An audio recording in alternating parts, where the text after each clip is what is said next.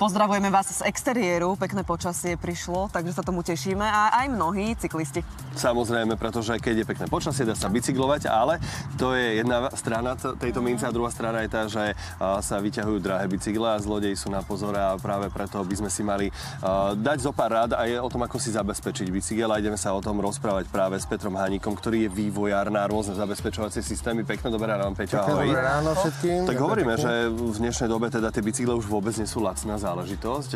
V rádovo niekedy v tisíckach až 10 000 také už tie poriadne bicykle sa pohybujú. Je to magnet na zlodejov, predpokladáme. Je to magnet na zlodejov. Práve v dnešnej dobe je to často predmetom krádeží, pretože, ako vravíme, príležitosť robí zlodeja. Takže pokiaľ si necháte bicykel bez dozoru a bez akéhokoľvek zabezpečenia, tak viac menej len dávate príležitosť, aby vám ho odcudzili. Takže existujú v dnešnej dobe veľmi užitočné riešenia, či už sú to elektronické, mechanické zariadenia. Je dobre takéto niečo mať, pretože vždy je to nejakým spôsobom prevencia a viac menej je to nejakým spôsobom prekonávanie prekážok a znižovanie rizika. Ako postupovať v prípade, že mi bicykel niekto ukradne? Čo sa týka ukradnutia, tak tu by som povedal, že krádež je už dôsledok, že nebola prevencia. Takže viac menej je dobre vždy mať nejakú prevenciu, či už mechanickú alebo elektronické zabezpečenie.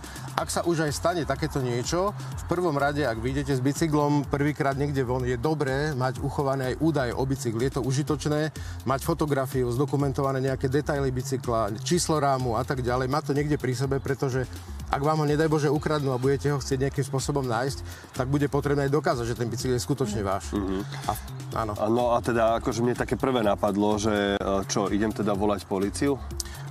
Lebo tá objasnenosť vraj bicyklov je tak strašne nízka. Je veľmi mizivá, napriek tomu odporúčam určite kontaktovať aj políciu, pretože viete, častokrát tie emócie vo vás sa búria, ale nikdy neviete, voči komu budete konfrontovaní. Či je to človek, ktorý nie je pod nejakými omamnými látkami a tak ďalej.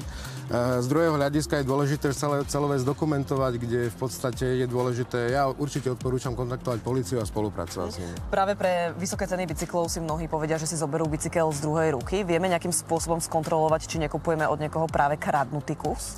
Častokrát práve táto voľba je možno lákavá kvôli cene.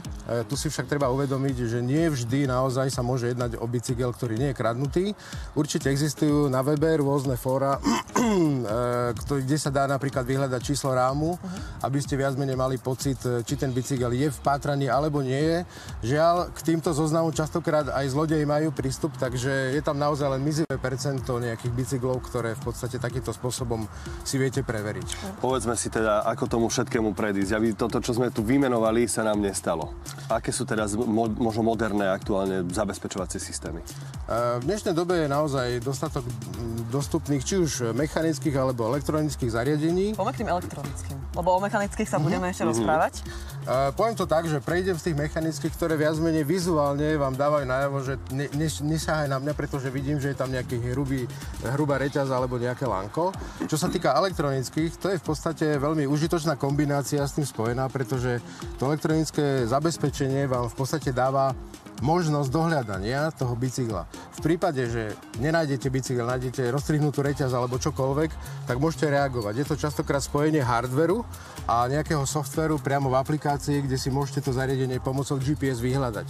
Ak takúto polohu máte, je dobre kontaktovať políciu a spolupracovať. Osobne som bol prítomný pri takýchto veciach a úspešne sa nám podarilo bicykel nájsť. Čiže vďaka lokalizácii. Vďaka lokalizácii je veľmi dôležité, aby v podstate to zariadenie posielalo okamžité správy a informácie, pretože v tom sa líšia naozaj tie elektronické zariadenia, ako rýchlo dokážu reagovať a ako presne. Je to elektronické zariadenie neviditeľné? Že ten zlodej si ho nevšimne a tým pádom netuší, že to GPS-ko s ním putuje? Presne tak. Toto je viac menej tá výhoda, pretože to, čo je neviditeľné, tak viac menej voči tomu sa neviete brániť. Takže často sa jedná o tie riešenia, ktoré sú naozaj užitočné, aby boli neviditeľné. Existujú elektronické zabezpečenia, kde už z diaľky vidíte, že je tam podsedlovka alebo niečo, nejaké káble trčia a ten zlodej automaticky hľadá nejaké riešenia. Tu som doniesol takú názornú ukážku, kde viac menej existujú nejaké elektronické zariadenia, ktoré v podstate sú skryté priamo v napríklad riadidlách. Majú v podstate vlastné napájanie a nejaký nabíjací konektor. Všetko to môže byť skryté v gripoch, čiže v nejakých rukovetiach. Takže nebráni to nejakým spôsobom k používaniu.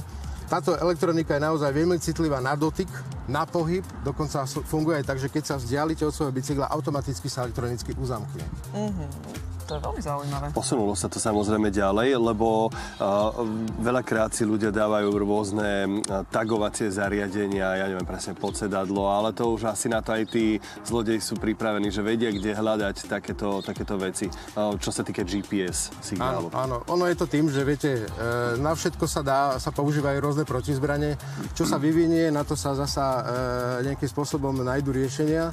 Preto sa snažíme ako vývojári byť o krok pred tými zlodejmi a viac menej bavíme sa s ľuďmi, ktorým sa to stalo, bavíme sa s rôznymi fórami, kde viac menej, či chcem poukázať na rôzne fóra občianske, ktoré napríklad ako HAKA spolupracujú priamo s políciou.